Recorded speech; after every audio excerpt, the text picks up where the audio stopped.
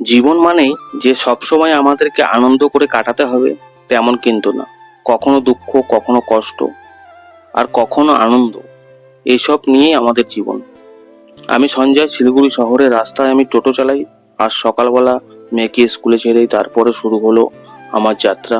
প্রথম 4জন প্যাসেঞ্জার বইনির পেয়েছিলাম, তাদেরকে ছাড়লাম জলপাই মোড়। ওখান থেকে আবার খালি গাড়ি নিয়ে মেডিকেলের উদ্দেশ্যে। পথে একটাও প্যাসেঞ্জার পাইনি।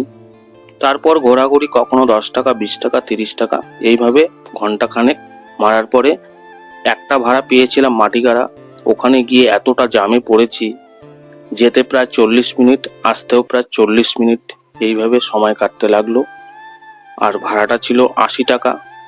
তারপর ওখান থেকে আবারও ফিরে আসি মেডিকেল, কিছুক্ষণ বসা, তার মাঝে একটা ভাড়া আবারও পেয়েছিলাম আমবাড়ি। তো দাদাকে বলেছিলাম 350 টাকা, উনি হয়তো কম শুনেছে। আমি যাওয়ার পরে 300 টাকা দিল।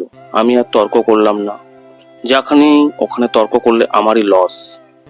যাই হোক, ওই টাকাটা নিয়েই বাড়ির উদ্দেশ্যে আবার রওনা দিলাম।